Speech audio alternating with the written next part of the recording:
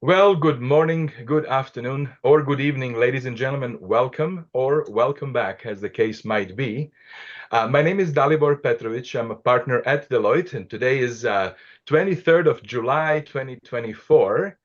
Welcome to our Tectonic Conversations channel, where we have been bringing to you timely, relevant, interesting topics around technology, enterprise technology, but also technology leadership, and with a desire to connect the community, to inform the community, to help us all ultimately succeed.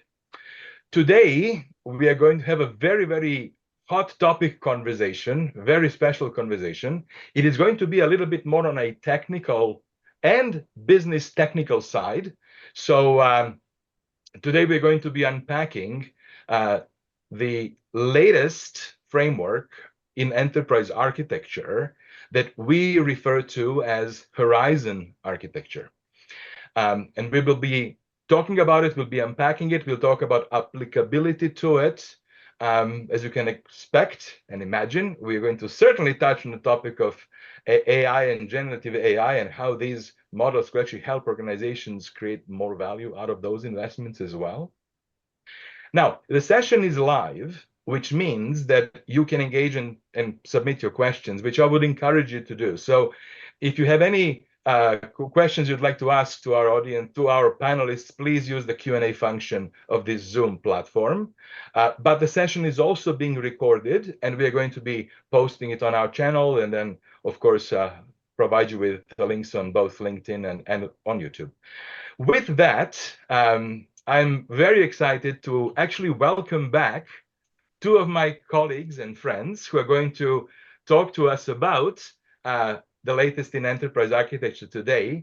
I would like to welcome Ram Ravi. Ram Ravi is a managing director in Deloitte's technology architecture practice with over 20 years of consulting and technology experience. Is going to sort of share with us the latest thinking on Horizon architecture that Ram was directly involved in designing and developing. And also we are joined by Jagjeet Gill, a managing partner of our technology architecture practice in the United States, a sponsor and subject matter expert on this topic, and also co-creator of our Horizon architecture. So Ram and Jagjeet, thank you very much for your time. Very much look forward to hearing the conversation. As I mentioned, you are returning to this program, meaning that we already talked about enterprise architecture and Horizon architecture when the framework was created first couple of months ago. So maybe where we could start today is to do a bit of a refresh on what Horizon architecture actually is. So Jagjeet, maybe if you can give us a little bit of a recap and remind us about what Horizon architecture actually is. Yeah, thank you, Dalibor, for the introductions. Hi, everyone. Nice to meet you all virtually. Myself, Jagjeet Gill, partner in our strategy practice, and I lead our US technology architecture and platform sub-offering. So as part of that offering, we provide services on all things architecture related in terms of how the clients needs to use the architecture strategy for or enable their architecture strategy for digital transformation, as well as from an execution standpoint, how do they need to think about architecture blueprints across all layers of architecture. So as part of that, we serve all our clients from all different industry sectors, but myself, I serve our technology clients in the Bay Area here. So I've done a ton of work in this space. Fantastic. Thank you very much for that intro. So when we talk about when we speak about Horizon architecture, can you please give us a bit of a context background, a bit of a reminder of what we mean?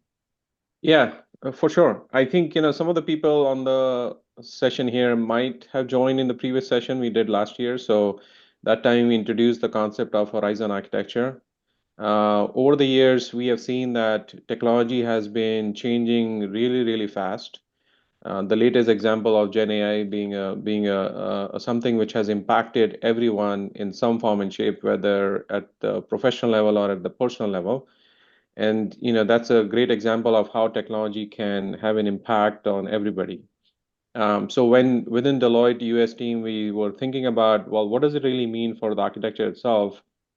We came up with this concept called Horizon Architecture, which is Hmm. essentially a framework which can be applied in a very thoughtful and intentional way, so that way you can generate the right value out of all the technology investments. Often what we have seen is the business strategy and technology strategy is thought about in a more linear fashion.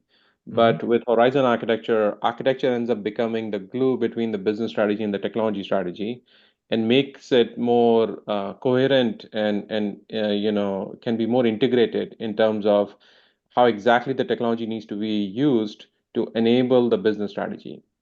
And we also found some of that through our chief strategy officer and some of the CEO surveys we did, where we realized that even the board members and the chief executive officers, they really care about technology now. And they Yeah. all have been becoming very tech savvy. Yeah. Often, a lot of board positions are now being given to an executive who has a significant technology background. Even I've seen some of the CIOs actually move into the board position. Yeah. And again, it all goes back to the fact that technology is becoming so key to success for these organizations that they cannot avoid technology and architecture as a topic. Yeah. And through the survey, what we also found out was any organization which thinks very thoughtfully about the architecture and how it is being leveraged within the organization have seen a significant uptick in their ability to win in the market. It provides them the nimbleness so that way they can move fast based on the market dynamics. It also helps them improve their performance stability, right? As we all know, underlying technology is very critical for the performance of the business operations as well. And that's where we saw some of the results through the survey that if you're very thoughtful about how you are architecting your cloud layer to data layer to security layer and so on and so forth, you actually have a much better performance output being generated through these technology investments. Like for example, in some of the quantification of the impact, what we also found out through our survey was at least 31% is not 31%, but sorry, 31% more likely to have a higher earnings per share for the organizations which are very thoughtful about the architecture topic itself. They also result in almost 32% more likely to have higher market capitalization because of the strategic nimbleness they have, because their products and services and their operations can move fast based on the market dynamics, because they can provide the ease of doing business with the organization itself. All those factors kind of like impact their earning per share as well as market capitalization, which is who wouldn't want that, right? So who wouldn't want Yeah. that? So I think that's where it has become such an important topic that no more like enterprise architecture can be contained to the CIO function. It is actually a topic for all the CXOs, and that's something we'll continue to share in the next set of discussion here, because we, Yeah. we gathered some more insights after our first article. In the next article, this is where we're gonna unwrap some of those more insights. So, Jagjeet, I loved how you described that enterprise architecture needs to start being seen as the glue that brings together, binds together business strategy with technology strategy, and helps sort of un, helps logically compartmentalize and connect all of those layers. And I know, of course, so this is very powerful. I think the way to think about enterprise architecture. And I also heard you say, and I 100% agree, that the implications around enterprise architecture clearly need and do extend way beyond CIO's mandate. It needs to be seen from the bird's eye enterprise actual view. I think those two are very important just to highlight. Sorry to interrupt. Back to you. Yeah, those are, I think, the right insights to focus on. I think with that, why don't we make it a little bit, interesting here? So why don't we go into a poll so that way we can, get some insights from the audience here as well. So the question we have for all of us in the audience is that, what are the key priorities for your architecture strategy? So that way, we can accordingly, drive some of the discussion here. Yeah. So please take time to vote here, so that way we can collect some data points here and have a conversation on that topic. That's,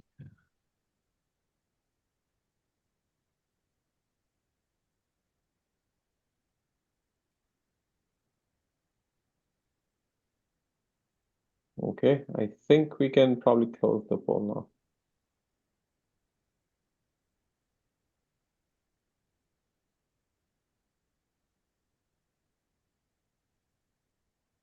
Okay, I think we got some, interesting response that in general, the fact that the Gen AI has been such a hot topic for over the last year and a half, yet it got, voted the lowest, which is good, I think, in a way that because Gen AI as a technology is still evolving.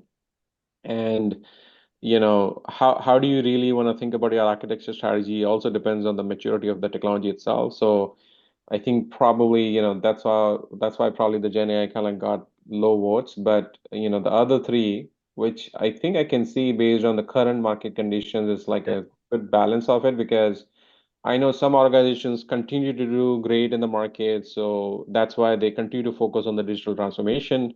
As we all know, during COVID and post-COVID, a lot of organizations heavily focused on digital transformation. So there was a lot of investment was going in digital transformation. So clearly, a lot of organizations continue to do that because, yes, I think it's critical that you're maximizing the ROI on those digital transformation technologies. At the same time, now we have seen some subsectors kind of like slowing down or stabilizing. So the focus has been more on um, technology debt reduction and managing the cost itself. yeah, So not surprised that the last option here was also almost equally voted. yes, And then I think the technology operational transparency, that's an interesting one that also got almost 29% vote here. I don't know, it might be because of the event which happened on Friday that, unfortunately, some of us got impacted. I for sure got impacted with that incident. So I don't know if that is driving some of the results in the third option, that people want more transparency, like how technology yeah, is being consumed. If an incident happens, then how can I go fix it much faster, right? yeah. Why am I getting impacted by this as an individual user of technology? So I think maybe that also probably drove the result here. Like, like how can I have more transparency? Yeah. By the way, each one of these answers is completely valid. Each one Yeah, of these answers can become the basis for your business case to make actually investments in building this capability or formalizing this capability, right? So yeah, in addition to having this, a good survey questions, this could be the four reasons why to do it, right? All of yes. all of them valid. So thank you for that, Jagjeet. Ram, can you give us maybe a short overview of what are the latest findings of this new article that you guys have just published? No, absolutely. No, before I jump in, just appreciate the time and everybody joining the call, joining the live session today, and hopefully everybody's having a good summer so far and trying to stay cool. We definitely are in the southern part of the United States where I'm from. And Damn and hot, uh, eh? yeah, definitely. With that said, I think interesting conversation, and I'll share a few thoughts on the results from the prior poll in a moment. But just to add on to what Jagjeet mentioned around Horizon architecture, we wanted to reflect, put the Horizon architecture framework. This is what we shared with you in the last uh, Tectonics conversation, our Horizon architecture framework, Yeah, which looks at an enterprise through several layers of architecture. You can think about an enterprise comprising of first and foremost the customer user experience, employee experience layer, down from there into the business application data infrastructure, and overarching security and risk layer of the enterprise. But what Horizon architecture really as a framework looks at is, as an organizational leader across each of these layers, the six layers that of your enterprise, you have strategic design choices that you yeah, can make and activate to enable transformation and enable your overarching business strategy. hmm, And these business the strategic choices that you make can be characterized using the 8 characteristics of Horizon architecture. And the choices enable how you tweak your architecture to be in alignment with what your overarching business vision and strategy of the organization could be. And in the last conversation, if, to jog everybody's memory, we spoke about different organizational archetypes from a startup, which is in hyper growth mode, to a scaled, large value focused organization. Each of them could have a different priority and different business strategy that would help prioritize, that would help guide the prioritization of specific horizon architecture characteristics across all the architecture layers. Yeah. And the whole notion is organizations who think through architecture as a strategic enabler for business value and business strategy, and to make those decisions using that as a guiding principle and applying them in a structured manner across the architecture layers, and to do better than their peers who are making these decisions in a more, for lack of a better word, ad hoc manner.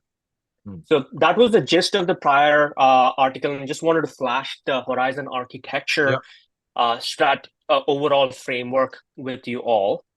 But with that said, go ahead, Dalibor. I just want to make one comment. So in this channel, of course, we are talking about the evolution of the role of a CIO and technology executive, and how, the most successful technology leaders are able to understand the business and show up as a business peer executive at the table. Now, with that thought in mind, just reflect on this Horizon architecture stacks and look at, this is really the systematic segmentation of the whole business, top to bottom, right? So using this, it is so evident that the conversation that a technology executive needs to be able to have are conversations that go all the way to the very top of this layer. This is what we mean when we say tech executive needs to be able to be business savvy and have peer conversations with their business partners. Because when you look at each element of these layers, each one of those has a technology component to it. Yep. This is actually that expansion of the mandate of the CIO shown in practice. Here it is, right? Absolutely. And draw that attention to people, right? Yeah, and Dalibor, you're spot on, right? And the recognition that the decisions that the CIO makes across each of these layers from a technology solution platform design perspective have far-reaching impacts on the business strategy of the organization. So the CIO as such needs to be savvy about the business strategy, but at the same time, the business, the other C-suite within the organization needs to be savvy about the technology architecture decisions. And it's kind of an amalgamation of both ways coming together. So you can tune your technology architecture to truly enable your business strategy. Yeah, this is fantastic. And so, Ram, are you able to sort of peek a little bit, just maybe just a little reflection on the importance of these specific 8 characteristics? Yeah. And why did you settle on 8 as opposed to 4 or 12? Like, why did you pick these 8? No, and as you can think about now, we want to have a finite set of characteristics, right? Something that is under 10, so it's easy for people to remember. That was one of the guiding principle as we looked at it. But each of these 8 characteristics has a specific purpose as we thought through. When you think about an organization, and I'll talk through a few, right? An organization that's really in a growth mode that's trying to double their customer base on a year-on-year basis. Some of the characteristics that are very important to them would be around scalability and would be around being unrestricted. So they are truly able to grow, scale, to serve new customers, new markets, new geographies as they do.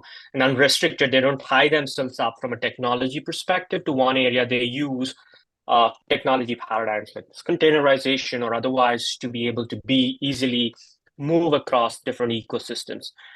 That way, I think that's just one example, right? When you think through that kind of a paradigm, each of these characteristics is a design choice that is a principle that guides design choices. But the whole notion in which we talk through in the next slide as organizations embark on a horizon architecture journey, they are having to think through which of these 8 characteristics are priority for them, because not all are equal for all organizations.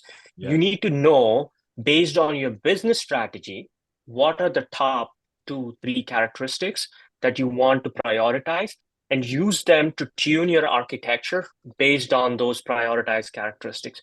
That way, your architecture gets in line with your business.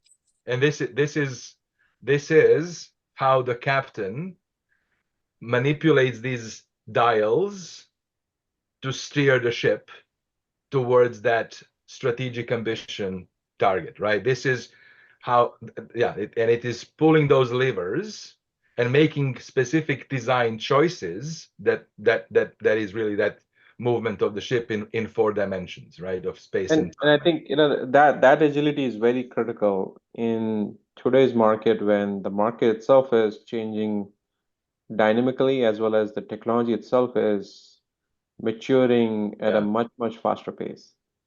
And if you So don't have those dials, you're constraining yourself, restricting yourself from adoption of new technology or making any change in your environment, right? That's where like those were the days of the mainframe where like you're just constrained with the way mainframes used to work, right? But now we all know that the technology is at a very different level. You can do a lot of things.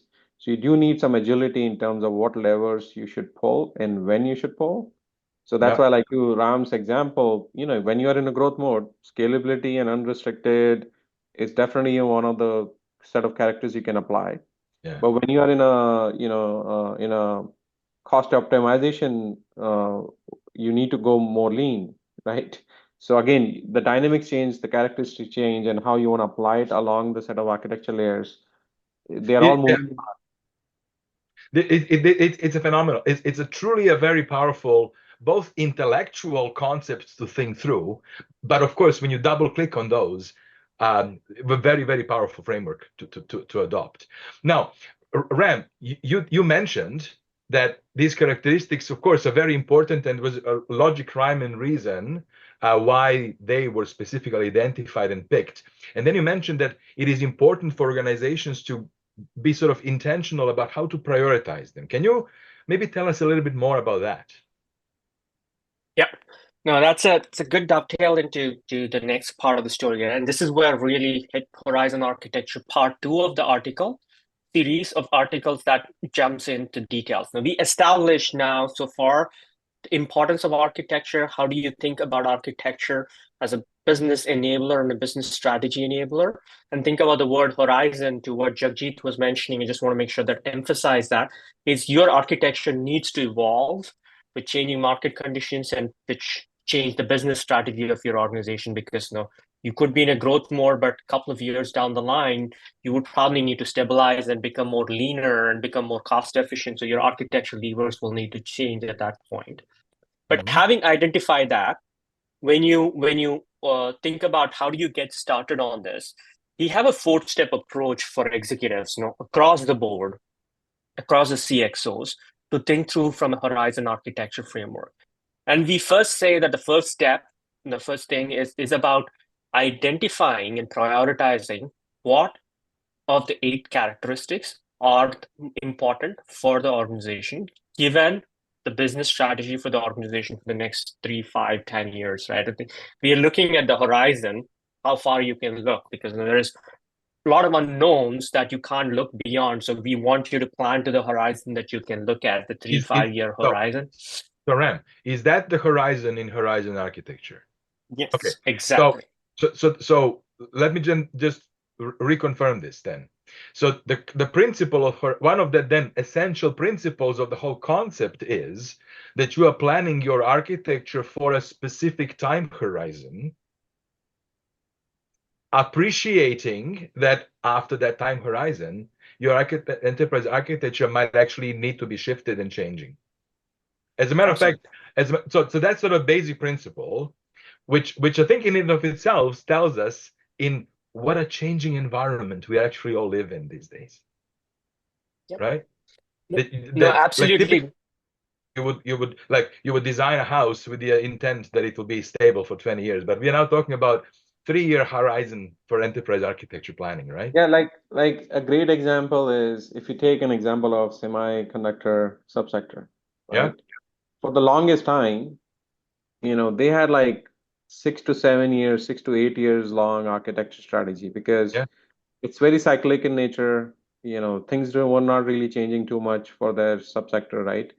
And they were just sitting on the same kind of like the way they were doing the chips and other stuff. But yeah, now, over the last 3, 4 years, that subsector has impacted significantly, and the way they've been adopting technology has changed dramatically, right? So yeah.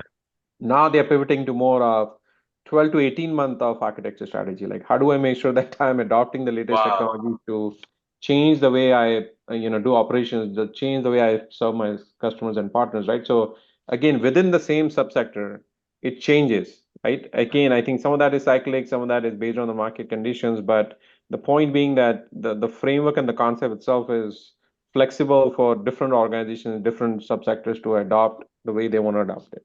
Yeah, yeah, no, excellent, excellent. Thank you for clarifying that. Sorry, Ram, I cut you off. I apologize. You were on the left side of the slide, right? Yeah, no, absolutely. And what I wanted to highlight there is spot on the point that you were making when we think about the word horizon. Now, we typically get sometimes asked by different clients on, can I design an architecture to be completely future-proof, regardless of what comes down the horizon? To that, no, we comes down in the future. To that, no, our typical what we answer is, no, you can only see what you can see so far, and Yeah, we plan that. But what you can plan for is agility. You can plan for change, yeah, yeah. and those are the concepts that, some of them which will endure regardless, of what things happen in there. But going back to the identify focus, what we prescribe in this 4-step approach. First step, look at your business strategy of the organization. Look at it closely to see what are the key things that your business has coming down the 3 to 5 year growth plan. What kind of legislative environment that you're working? Because I work in the energy space. There is a lot of legislation, especially in the US, around Inflation Reduction Act and Infrastructure and Jobs Act, which is really transforming the landscape on your business strategy and things that are being taken in that time horizon perspective. Now, once you look at that, you identify what would be the architecture parameters, the characteristics that you want to prioritize and tune for. We gave an example of a hyper growth organization, or we gave an example of an organization which is in stable operations mode. There could be an organization that's going through a digital transformation, not truly growth, but it is transforming, in which case some of the characteristics that might be very relevant for them would be around actively governed and being interoperable. That way, you're, as an organization, when you're going through transformation, each of these layers, and there is the visibility across the layers and the governance that is needed across layers. And in one of the subsequent slides, we'll talk about digital, and specifically the notion of Gen AI and AI and what organizations need to think through. So as you would read through the article and what I was discussing, there's the specific levers that organization needs to think through as they think about these 8 characteristics. And once they define those, you would go through the next set of steps, which are progressively elaborating, taking into account what you've selected from a characteristic lens, and then looking at where you are across each of the architecture layers for that characteristic. Right. For example, if you're scalable as your priority characteristic across your application layer, across your infrastructure layer, across your user experience layer, how scalable are you? Right? How quickly are you able to increase and adapt to a new, if expanding demand or surge in demand, sudden increase in demand, and so on. Yeah, yeah. And then preparing for where you need to be and how you want to get there, right? The plan and the developed parts of it come there. Now, fully in tune with, this is the horizon that I'm planning towards. This is what, but at regular intervals, I need to come relook at my characteristics. Maybe there is a tweak. There's a different characteristic that comes on top based on my changing business landscape that I would need to tweak from that lens. I know, Jagjeet, if you would probably talk a little about the CXO perspective that, as we think about horizon architecture. Yeah, look, I think, as we explained on the previous content as well, the characteristics themselves are very critical in terms of how organizations are investing in technology. And when it comes to technology savviness as well, we have seen that over the last 5 years or so, both business and IT are becoming savvy in terms of not only how the technology can be applied to the business operations, but also, like, while the IT stakeholders are becoming more business savvy, the business stakeholders are becoming more technology savvy. Hmm. And with that, there is a clear implication for the CXOs as well, because ultimately the CXOs are the decision makers. And if they don't understand the technology elements of it, it becomes very hard for them to make the right decision as well. Yeah. In the past, yes, IT was more of an operator and a service order taker, but now IT is becoming more and more strategic function. And some of the drivers for that is the fact that the CXOs have become technology savvy. So when they became technology savvy, what we internally thought about, like, well, what does that mean from an architecture stand for the CXOs, right? What are the how can they think about Horizon architecture? And that's where we came up with this thinking, like, well, when you look at the 8 characteristics, how what is the importance and relevance of these characteristics from a CXO persona type? We saw some differentiation in the data points, right? So as you see here, as a CEO, what's my objective? My objective is always to drive the business growth, become more profitable, and have more market share, and so on and so forth. Well, clearly that aligns with the fact that I want to be more scalable, I want to be more innovative. And again, when we talk about architecture here, this is a combination of the product and the services architecture to the internal operations architecture. So it's basically full elements of all the elements of architecture across the full enterprise. And that's where, as a CEO, I have to think about that what my CTO or chief product officer is investing in versus how my CIO is investing in, right? So, are we making the right decision from a technology standpoint? Is it going to help us be more innovative with our product and services? Is it going to make sure that if we do acquisitions or we grow inorganically, can I scale? So that's where I think the CEO persona focuses more on the scalability and the innovative part of it. Yeah. Whereas if you think about, the last persona type, which is a CISO here, again, with CISO, it's all about stability and resilience. Friday incident, again, a very unfortunate incident for all of us. A CISO, right? They got impacted, and other organizations, persona types also got impacted. But when it Yeah. comes to the impact of that, it's all about is my architecture stable? Can it be resilient? Can we bounce back very fast from an incident? Right. So how do I proactively or actively govern such a scenario which can occur, and how do I bounce back and be more resilient? So that's an element of CISO. Like, how do quickly you Yeah. respond to it wasn't a cyber attack, but at the end of the day, it was related to a cyber software solution itself. So how do I go fix it much faster? And that's Yeah. where I think is an example of the fact that when you look at these characteristics, how do they apply to different persona types?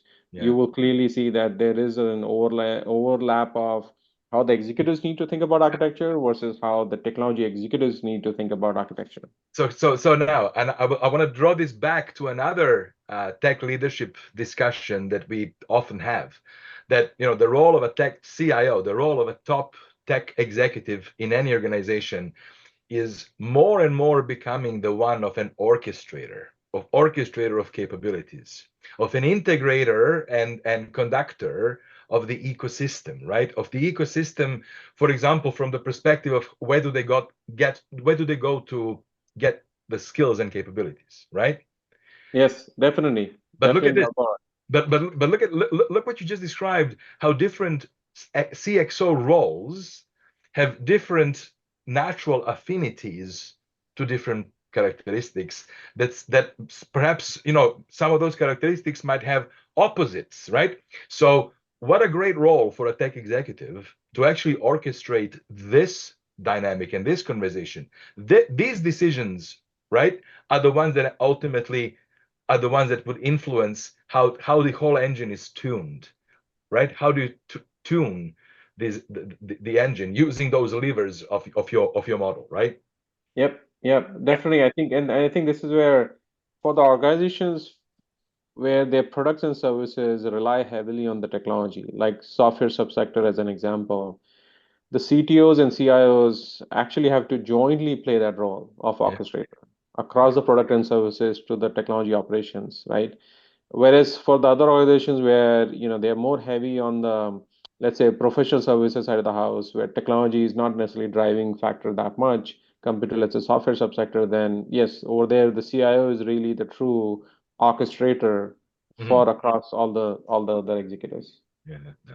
This is fantastic, and I really look forward to seeing now how is the Horizon architecture contributing to different sort of scenarios. And I know, Ram, that we one of our question was, are you using Horizon EA Enterprise Architecture for Gen AI in the survey? I know I would love for you to explain to us a little bit how do you see the Horizon architecture concept adding value to Gen AI capabilities. No, absolutely. And the survey interest was pretty interesting. The output was interesting, right? Across the board, I think that given where the hype cycle around Gen AI is over the last year and a half, there's good realization that Gen AI is great from a concept perspective, but it is very important to think about the value that Gen AI provides to business operations and to the overall enterprise as such, right? Yeah. And in that context, what we think through is, and a lot of organizations are, as we speak to executives across the board, and more than 50% of executives are talking about that they want Gen AI as an important factor for them to think through to improve their business operational efficiency, and several of them are working towards point of view, proof of concepts and experimenting with Gen AI. But as with any other technology platform, a couple of things that come to very important is one, from a Gen AI lens, data is going to be at the core of so as to be used to train your large language models in an accelerated manner. The governance and actively governed aspects around data architecture from a Horizon architecture characteristics specifically become that much more important, specifically for organizations that are looking at scaling Gen AI capabilities and improving operational efficiencies and operational effectiveness through Gen AI, right? So that's one angle Gen AI could be applied, and there are other which we mark here on a standard, one of our standard reference architecture views around Gen AI, and what are new capabilities that Gen AI typically is looking at in the larger analytics and AI ecosystem. But more importantly, what is the role of the Horizon architecture characteristics in Gen AI? The other notion I will highlight around Gen AI, which Horizon architecture would be one of the characteristics would be very important around, is the notion of interoperability, because data is going to be the new currency, and is the currency for Gen AI to be able to differentiate your build competitive advantage through Gen AI. And for you to be truly able to leverage data as an asset, you would have to think about how interoperable your data platform is, and how much you're able to, and how easily you're able to move a platform and not locked into any one specific data platform, Gen AI platform there is. So there's another topic there, from a characteristics lens, when you think about Gen AI, beyond the governance, actively govern the aspect around interoperability comes into play. Similarly, we talked through in the article, there are a few other aspects regarding scalability to that's important for Gen AI, but now I'll pause there for Dalbor or Jagjeet to add on. Jagjeet, anything you would like to add? I think that we have a poll coming up next with another question. I think one of the most important factor is when you look at the framework itself and the different layers of the Horizon architecture framework. Clearly, Gen AI is another topic which impacts pretty much every layer of that, whether it's at infrastructure level where you need very high performing compute, to application layer where pretty much every other vendor is launching their own set of AI services to security layer where everybody wants to make sure that their confidential data is not exposed to the LLMs, right? Or when it comes to data itself, like, well, you need a high quality data for the LLMs to produce insightful, results, right? Yeah. Yeah. To the user experience as well, like, well, as a user, how I'm using Copilot or some other Gen AI capabilities, I need to have a seamless way to kind of like use it, right? So again, pretty much every layer of that architecture framework is getting impacted by the Gen AI as a technology, Yeah. and that is challenging because in the past, like the kind of technologies which were launched, like cloud as an example, like, okay, infrastructure as a service is kind of like constrained to infrastructure. There's some elements of data and security into it, but you pretty much contain in some sort of architecture layer concept. What with Gen AI, pretty much every layer is impacted significantly, and how you wanna, adjust to that is this is where I was like a little bit surprised when you look at the poll option. Like the first option was, I want to use architecture strategy to think about Gen AI more carefully, and we got some low votes, right? But Yeah. but Right. our finding is Counterintuitive. actually that it is very critical that Gen AI actually have a very thoughtful architecture strategy. Yeah. Yeah. Yeah. Yeah. Yeah. I agree. I agree with you. It was actually a little bit of counterintuitive. Yeah. Yeah. Yep. Well, look, this actually leads me to ask a question, like to what degree do actually executives even connect enterprise architecture as a discipline, being the enabler and accelerator and translator and simplifier and securer, of their Gen AI investments? That could be an interesting question to be asked. Like maybe leaders are not yet making that connection, right? Yeah, And that, I think there is still some legacy baggage about the fact that, well, architecture itself is like a technical topic, but to be honest, like architecture is no more of a technical topic, it's a strategic topic. yeah, yeah, With Gen AI as a great example I just talked through, right? That it impacts every layer of the technology. yeah, So how absolutely. can you not talk about architecture as a strategic topic to figure out like what's the right way to think about it, Yeah, and not just leave it to the CIO or their architects to go figure, yeah, right? Gone are the days where you can just tell them like go figure, but now it's like more yeah, about business and IT jointly having discussions about what's the best way to use this technology, what is the implication of that? yeah. Because if they don't carefully and thoughtfully think about the implication on their architecture, I can tell you, like, you're going to have more significant incidents which are going to impact your organization in a ways which is not going to be helpful. Yeah, yeah, yeah, yeah, absolutely. And Dalibor, to what you and Jagjeet are saying, and one thing that's important to think about is organizations are going to go through right now. I think a lot of significant portion of organizations are in the preliminary stages of Gen AI adoption. They're Yeah, experimenting their pilot use cases.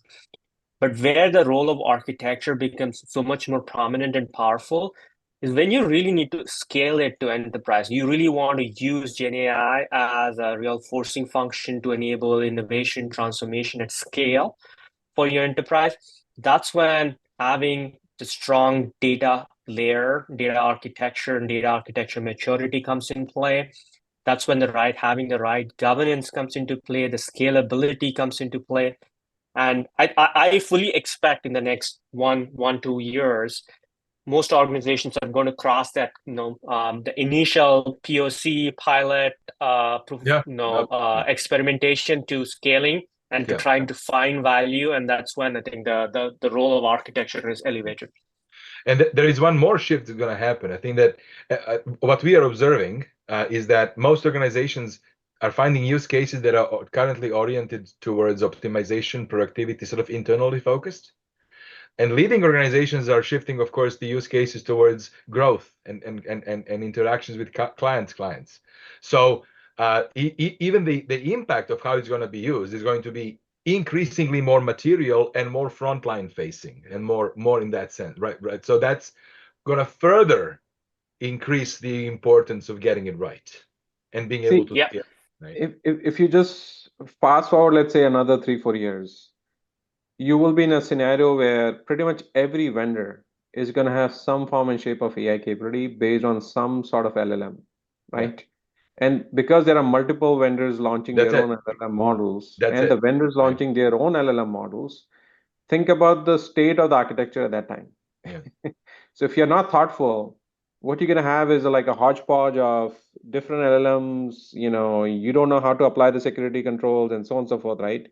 Because like a simple analogy is when the hyperscalers came, like Azure and AWS and Google Cloud, there was only three vendors and they pretty much impacted only the bottommost infrastructure layer. But with this, every layer of that architecture is going to be impacted Yeah. by the vendors themselves differently. And then there will be a whole slew of new companies which are going to be emerging, which is going to have their own way of doing architecture and the implication of that on the different layers. And that's where I feel like it's going to become so complex to manage, and I think this is where the executives needs to be thoughtful about all their investments going forward, and that's where the horizon architecture becomes an important framework to keep in mind. Yeah. Absolutely. Absolutely. Yeah. Excellent. Let's have some questions. Here we Yep. go. So I know, just in the interest of the topic that we just discussed, we want to get an understanding from the audience on the conversation today on what are the two most effective ways to apply what you heard about Horizon architecture or architecture strategy in general to maximize the value delivered from Gen AI in an enterprise. Just take a quick moment to select two of them, then we'll talk through what we see. Mhm. What I love about this is that you're showing how this is really applicable to concrete, specific, issues that today every single organization is facing. Like this has nothing to do with industry. This has nothing to do with even organizational size, right? Uh, every organization that wants to survive is going to need to figure this out. Yeah, yeah. All righty. So let's see Let's look at the results. where we're at. Yeah. A good mix of across the board, which Yes. is again to the point that we were talking through. There is use cases across from an architectural lens across the board for Gen AI. The one that jumps to top is Gen AI, define Gen AI transformation strategy and architecture strategy and roadmap. Just want to share a few thoughts. I think that I think definitely aligns with what our thinking is. The enterprise architecture function could be play a key role in defining how is Gen AI going to be applied within the organization, what are the technical capabilities that are needed, and how it will be scaled over time, and the Yes. value delivered through it. So absolutely kind of aligns with what we would have thought. Let me look through the other two options that are pretty even in terms of providing an architecture framework as well as setting the right controls, absolutely, Yeah. to be able to scale. These are two things that will come into play as you start opening the floodgates on use cases for Gen AI. Yeah. So to what Jagjeet was saying, that there is not a proliferation of tools because each of the vendors that you have will be having their own LLM. So what is the standard across the enterprise and what are the standard data and security controls that are to be there before it's too late and you have any incidents related to them. Yeah. The one which is the lower one is translating Gen AI requirements into architecture design principles. That's an interesting one. I would have expected that to be a little higher, specifically given that could help in use case assessment, in overall scaling of Gen AI within an organization. If you're aligned, you set Gen AI standards as a part of your architecture design principles as well. Maybe there is a little bit to talk through in that aspect. And by the way, just like in the previous questions, like all of these answers actually obviously are valid and could be used to further explain why it's a smart thing to adopt a framework to provide sort of order into this potential chaos, right? Uh, so Jagjit, you mentioned actually a couple of times the unfortunate global, software update incidents that many of us actually lived through, some sadly still living through. And like, how could have Horizon architecture concepts maybe helped mitigate those risks? Yeah, so as we develop the Horizon architecture framework, we have been brainstorming internally about how can we provide more enterprise transparency for the Yeah. organizations, and how can you better utilize Gen AI for that purpose? And this is where we are coming up with, a new concept called enterprise transparency and optimization. The Hmm. thought behind this was, if you think about the environment today, there's a lot of data, a lot of tons and tons of data being generated across the organization, Yeah. whether it's a business functional data to IT data to product and services data to even some external data, right? Like, for example, your market data, you have your supplier data and your ecosystem partner data. So there's tons and tons of data. And rightfully so, when you have so much data, there are vendors like Splunk and ServiceNow and Apptio and other tool providers which went after the silos of this, right? So for Yeah. example, Splunk focuses more on application monitoring, whereas Apptio focuses more on IT spend, whereas EA tools focus more on the enterprise architecture tools and so on and so forth, right? Hmm. So Snowflake focuses more on the enterprise data warehouse and analytics around that. But again, each of those vendors started to kind of like use this data and provide insights on their own set of siloed Hmm. areas they wanted to focus on. Yeah. But with Gen AI, I think one thing we can all do differently now is that because you can use the unstructured data and structured data, irrespective of the data sources, how you want to apply in your LLMs, this is where I think that when you introduce the AI layer over and above all these tools which you have, all these kind of data sources you have, you can change the game, because now with AI layer, you have access to pretty much everything which exists in the organization, right? And now if you prepare and train your algorithms within the LLM models correctly, whether it's large or whether it's small language models, right? Irrespective of that, if you train them properly, you can start to get insights on what is really happening across my full environment. This is So, amazing. right, so when you think about the kind of incident which happened on Friday, so you would be able to, if you have this kind of like a capability built in, you should be able to quickly get to the root cause of that, like why it happened, right? What was the core reason of it? And how can I kind of like bounce back from it? Like, how do I quickly fix it? How do I, there was some discussions about the fact that, you know, it does it even make sense for the organization to continue to have centralized capability for everything around technology? Should it be a little bit decentralized? How you want to architect it so that way when an incident happens, it can be constrained to a particular area of impact rather than the full organization. So there will be a lot of debates in the industry about whether the architecture itself should be centralized, should it be decentralized, and how you want to manage that. By the end of the day, all that stuff can be resolved if you have a well thought through AI layer, which can now look at the data and what is the data trying to draw conclusions on through the algorithms. So that way, as a consumer of that insights, whether I'm an executive or whether I'm not a low level, but kind of like at a lower level of my organization as a manager of an IT application, I have access to everything in terms of what is going on around me. I think this is where the enterprise transparency based solution will change the game for everyone, because whether it's an impact in my product or a service, whether it's impact in my channel partner, systems, or even my supplier systems or within the organization, you will be able to proactively predict where the incident is going to have an impact on, how to go fix it, right? And then from an ETO governance standpoint as well, like if you have the right guardrails defined around it, the incidents like the Friday incidents can be avoided to a larger extent.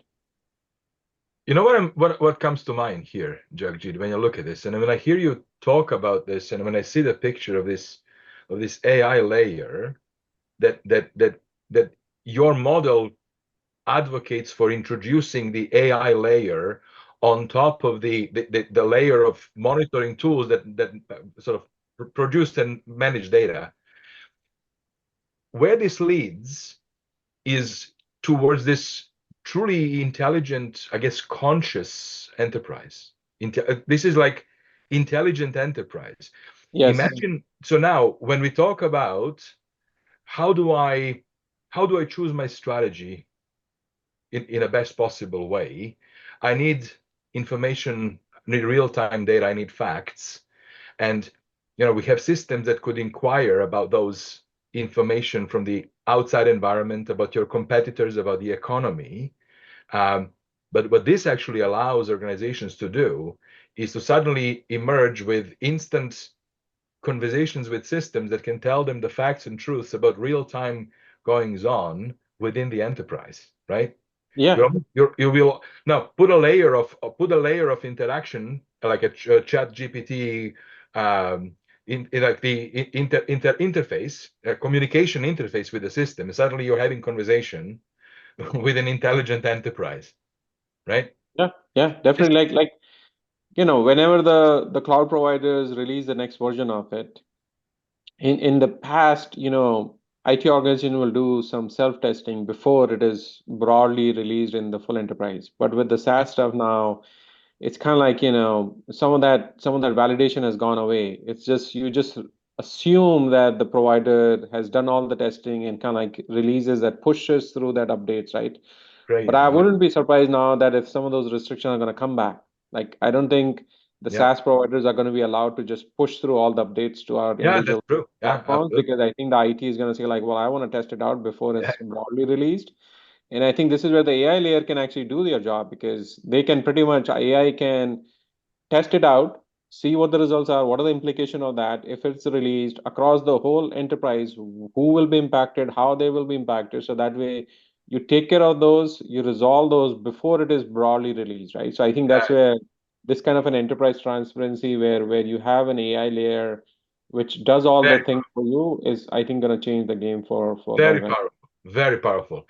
Now, we are a few minutes from the end of our time. So, Ram, I know that we wanted to quickly share some applied scenarios. So, can we maybe just quickly touch on two quick scenarios of where the Horizon architecture is applicable to actual specific, use cases of businesses moments, right? And then we can wrap it up. So, Ram, over to you. No, absolutely. When we talk through Horizon architecture, Gen AI is top of mind, topical for a lot of executives right now, and how you apply Horizon architecture to Gen AI. But something that's on top of mind for everybody in this organization, most organizations, is cloud transformation. People are in the moment of transforming, moving to the cloud. There is obviously different ways an organization is thinking about it, being cloud first to cloud smart, and so on. But at the core of it, organizations that are transitioning from on-prem to the cloud, they need to be thinking about if that's a lever that they're applying. They potentially are thinking about scalability. They're thinking about nimbleness and loosely coupled and innovativeness, because when you think through these three different specific characteristics of Horizon architecture in the context of cloud transformation, scalability is a key thing that we need to think through as organizations need to think through architecture. If you truly are going to leverage the power of cloud, how do you design and architecture applications to be able to scale up and scale down and give you the value of cloud that you need to do? So scalability needs to be a key core component of your guiding principles from an architecture lens at the application layer, at the data layer. So you're using the right tier of data storage for your specific need in data. You're not spinning up instances or having reserved instances. Yeah. You're following the best practices. Yeah. Similarly, the loose and nimble and loosely coupled is very important here as organizations think through. I think as they're going to transformation and moving to cloud, it's important to think about how quickly are you able to switch out different services on the cloud, because there is tremendous amount of innovation that's going on the cloud. So as much as you are loosely coupled, you are able to quickly pull in, pull out services, thinking about that are best of breed in the market. So these are some notions that we put in. I think there is definitely Excellent. things to think through one from a divestiture lens. Now, I wouldn't get into the details there at this point, but I wanted to touch on the cloud transformation But framework applicable for number four. This is exactly how people can use the concept of horizon architecture and prioritization of these characteristics for the particular use case, right? For the moment of their organization's life cycle, right? For where the organization is. This is fantastic. So for the audience members, we have recorded the session. I will soon send the links to the recording. We are going to also send a link so you can download the Horizon architecture documentation and reports. And of course, if you have any questions and wish to follow up, please, of course, now you know whom to call, Ram Ravi and Jagjeet Gill. And on that note, Ram and Jagjeet, thank you so very much for your time. I really enjoyed this conversation. I learned a lot. Thank you very much, and have yourselves a lovely Wednesday afternoon. Thank you for having us. Thank you all. Thank you so much. Thank you for having me. Bye.